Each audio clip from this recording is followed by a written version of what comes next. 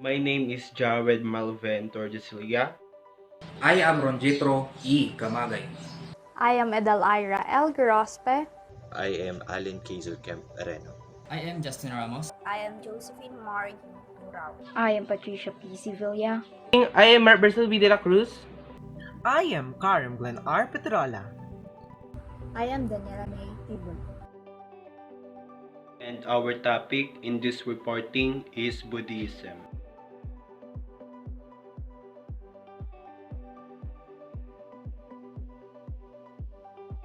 Buddhism is a path of practice and spiritual development leading to insight into the true nature of reality. Buddhist practices like meditation are means of changing yourself in order to develop the qualities of awareness, kindness, and wisdom.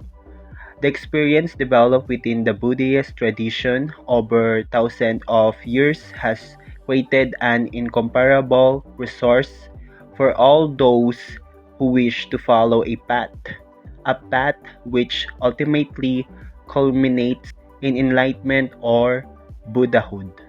Buddhism is the second oldest religion in this world, and Siddhartha Gautama is Buddha's name. The Five Precepts and Karma. The Five Precepts are the Buddhist version of a code of conduct or rules to help them to behave in a moral and ethical way.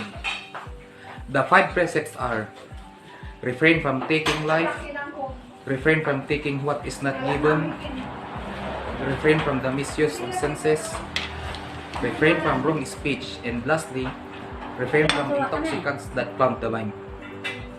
The summarization is: the five precepts is a strict rule for the Buddhists that limits or constricts their actions, and it makes them a morally good person and behave in an ethical way as much as possible. For karma, Buddhist believes that karma is the cause and effect of what's happening in our current life, based on our past actions, and it determines the next position in the next life based on our actions or deeds we do. In short, karma teaches us that every action we do will come back to us.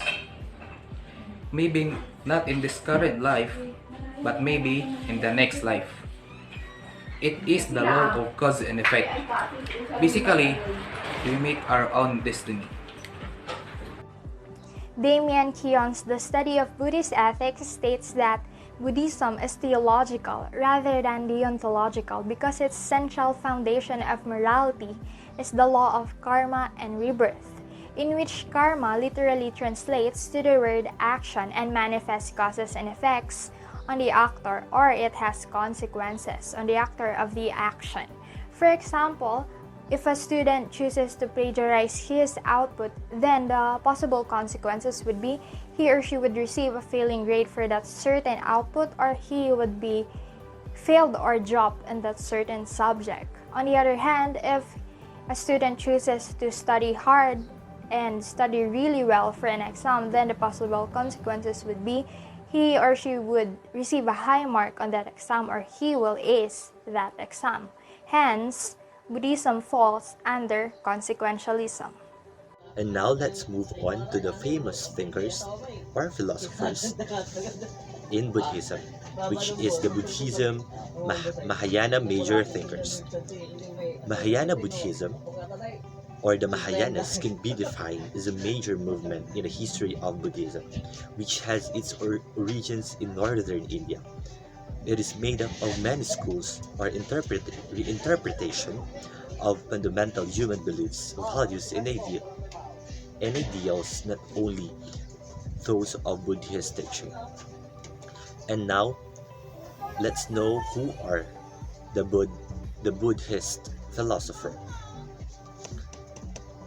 First in line is Asvagosa. It is approximately 80 to 150 in a common era. Asvagosa is an Indian Buddhist philosopher, dramatist, poet, and orator born in Saketa in northern India. He is believed that has been the first Sanskrit dramatist and consists the greatest Indian poet prior to Kalidasa. He was the most famous group Buddhist court writers whose epics revealed in the contemporary Ramayana.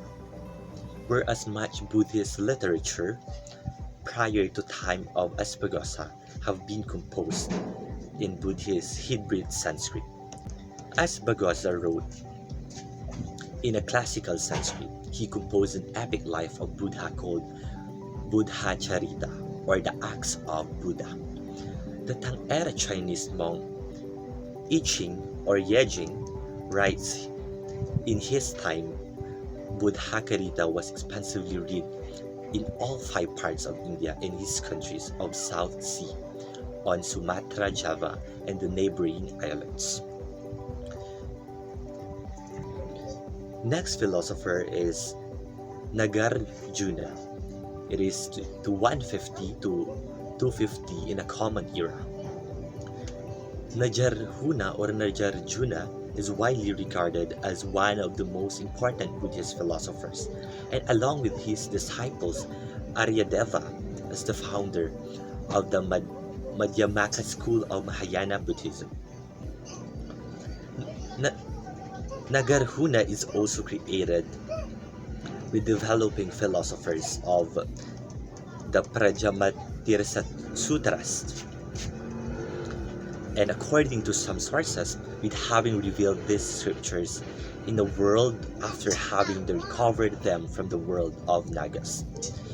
Nagas is a water spirit, spirits often depicted in a form of serpent-like humans. And according to a 4 to 5 century in a common era, bibliography translated by Kumara Jiva, Nagarjuna was born into a Brahmin family in Virdhaba, a region of Maharashtra, and the latter became a Buddhist. The Mula Makakarika is a Nagarjuna's best-known work. Nagarjuna's major thematic focus in the text in a concept of sunyata, translated into English as emptiness, which brings together other key Buddhist doctrines, particularly Atman or non-self. And it is a dependent origination to refute the metaphysics some of his contemporaries. For Nagarjuna as a Buddhist is early text in a Nirmali, Satan being that are selfless or non-substantial. All phenomena or dhammas are without any isbhava, literally own being, self-nature, or inherent existence, and thus without underlying essence. The next philosopher is Asanga. He is a fourth in a common era. Asanga is one of the most important spiritual features of Mahayana Buddhism and the founder of Yogacara school. Asanga, his half-brother Vasubandhu, are traditionally regarded as the major classical Indian Sanskrit exponent of Mahayana and Vijnanavada thought, as well as Mahayana teaching on the Bodhisattva path. And according to latter hagiographists, Asanga was Peshawar in Pakistan, which that time was part of ancient kingdom of Gadhara. Originally, he may have been a member of the Mahisasaka school of Mulasarva Divida school, but later on converted of Mahayana. Vasubandhu, Asanga's half-brother, was among of his Sarvastiveda school, and is said have taken up a Mahayana Buddhism after all meeting with Asanga and one of the Asanga's disciples.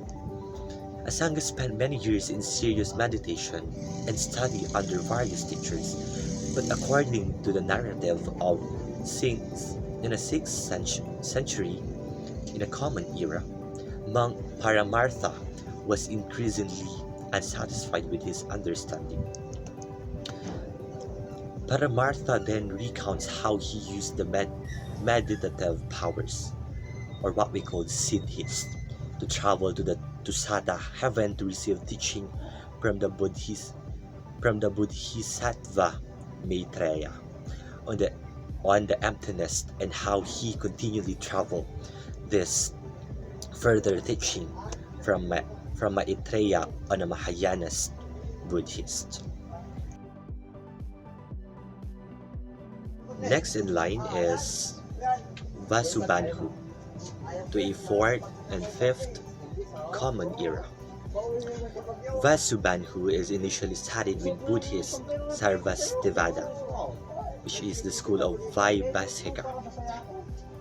He is the dominant in Gadhara, and later moved to Kashmir to study with the head of the Orthodox. After returning home, he verses on the treasury of Abhidharma, a verse distillation of experience into their constituent dharmas, which is the phenomenal events. However, Vasubandhu has been questioned in Sarvastivada orthodoxy for some time, and went to study in Sautrateka, and his teacher is Dartantika. He then published an auto-commentary to his own verses, criticizing Sarvastivada system from a Sautranika viewpoint. He is later said to be converted to Mahayana beliefs under the influence of his brother Asanga. Hereupon composed a number of voluminous treatises, especially in Yogacara doctrines and Mahayana sutras. Next philosopher is Dharmakirti. Dharmakirti is from the 6th and 7th Common Era. Dharmakirti's philosophy is based on the need to establish a theory of logical validity and epistemic certainty grounded in causality. Following Dinagnost Pramanasamukaya, or the Dharmakirti, also hold that there are only two instruments of knowledge or valid cognition, or they called pramana: perception, and they called prachakas, and the interference, which called the anumana. Perception is a non-conceptual knowing of particulars with its bounded causality, while interference is reasonable linguistic. When it comes to Buddhism,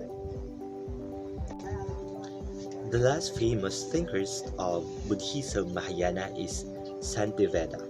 It is the 8th on a common era. Santiveda is an Indian Buddhist monk, philosopher, and scholar active in Nalanda. He was an adherent of the Madhyamaka philosophy of Nagarjuna and is particularly renowned as an author of the Bodhisattvakarya Vata. According to Pema, Kodron Sativeda was not with like Nalanda. Apparently, he was one of those people who didn't show up for anything, never studying or coming to practice sessions. His fellow monks said that his three realizations were eating, sleeping, and shitting.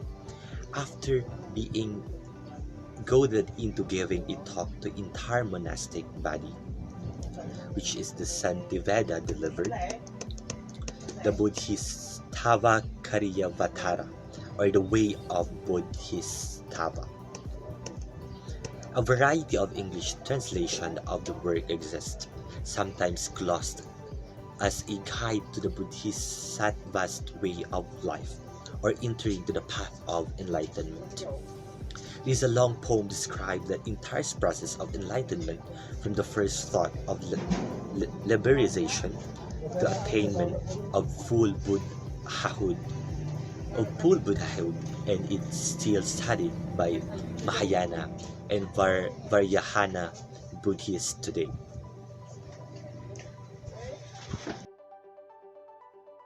And now let's go with the decline of Buddhism in India.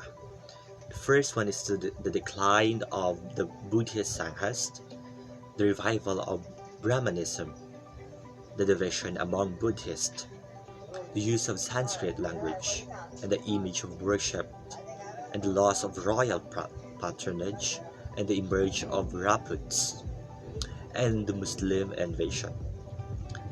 And the many forms of practices have been developed within this Buddhist fold has also allowed the many different types of people to satisfy their spiritual needs of the great other religions.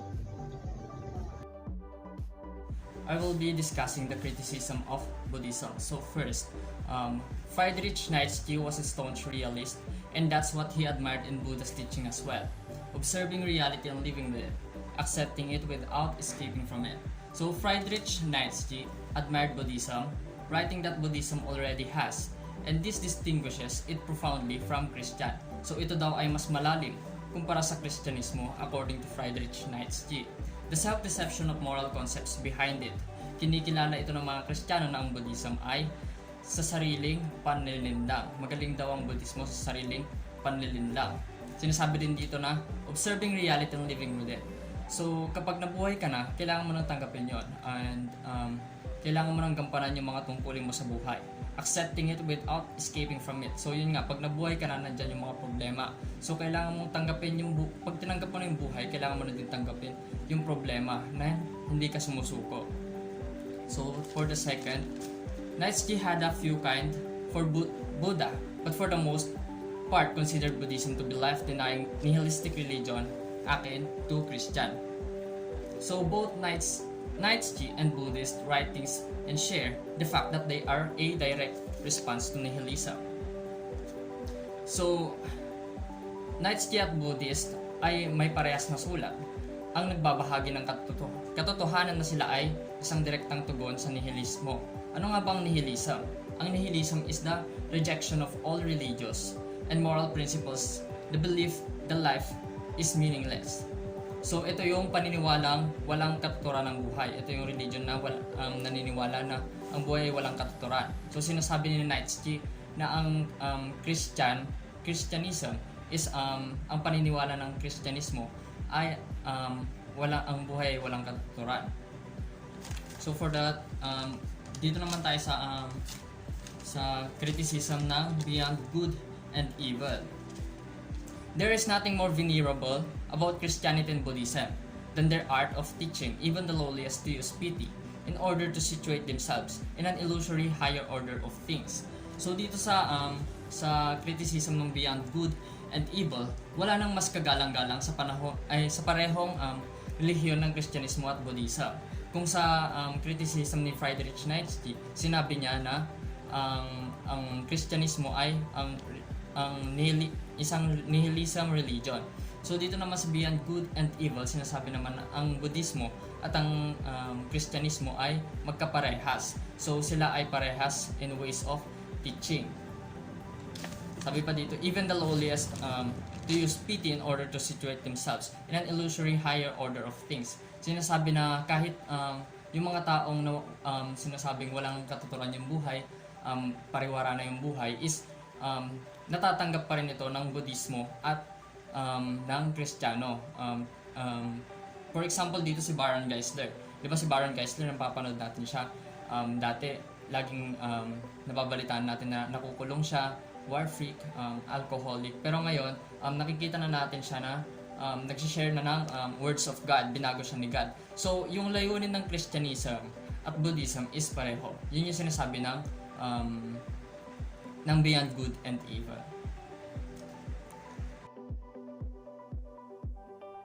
The continuing of discussion all about criticisms of Buddhism. The Antichrist. Buddhism is not a religion where people only aspire to perfection. Perfection is a norm. So, this is a word called paramita, which means perfection or completeness. Because in Buddhism, the highest goals are cheerfulness, quiet, and an absence of desire. These goals are now achieved. So, and also they have only focus to that movement. Perfection is included to their lives. So that's it. And Buddhism is a religion for mature people, for kindly, gentle races that have become excessively spiritual and are too sensitive to pain, the Antichrist. So Buddhism is a religion for the end and instruction of civilization. And it is that these races wants back at peace and to ascertain spiritual diet and physical fortification. Buddha against the crucified. Among the nihilistic religions, one may always clearly distinguish the Christians from the Buddhists. The Buddhist religion is the expression of a fine evening, a perfect sweetness and mildness. It is gratitude toward all that lies behind, and also for what is lacking, bitterness, delusionment, rancor, finally a lofty spiritual love, the sabotage of philosophical contradiction, are behind it. Even from this, it is resting. But from this, it still derives its spiritual glory in sunset glow, origin of the highest contestable power. I think because Buddhism are really scared of dying from the cross, because Jesus died it from the cross. And also said a while ago that they need to be perfect. They need perfection. No, perfection is their norm, but they really need it because they scared of penalty, being died of cross. That's what I understand this. So that's it. The benefits of Buddhism in different aspects. This includes on mental health, physical health, social well-being, and spiritual well-being. Mental health benefits in Buddhism, where its activity in Buddhism to improve mental well-being, for example, the mindful meditations. The main form of mental training is meditation. Study shows that meditating has many mental health benefits, such as reducing stress, anxiety, and depression. It accomplishes this over time through teaching people to experience unproductive thought from a different perspective. Meditation is accomplished in many ways, like deep breathing, yoga, chanting, and its goal is to understand and control the mind in order to achieve enlightenment or nirvana. Nirvana is a mental state of peace and happiness. It is the highest state someone can achieve in Buddhism. Second is physical health benefits. It's involve meditation tactics such as walking meditation. This exercise help you to stay healthy and gain control of your body. Social well-being benefits or making connections. A first practice or practice in Buddhism to share love, kindness, and compassion to others. Lastly is the spiritual well-being benefits. The practice of Buddhism will help you to understand and become aware of how your existence. You will find truth, which is goal of Buddhism. Yoga is a major part of Buddhism. It could benefit our minds and bodies. Many Buddhist teachers recommend yoga for flexibility, balance, and relaxation.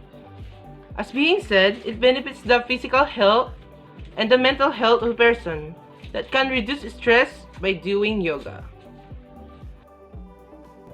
The applications of Buddhism.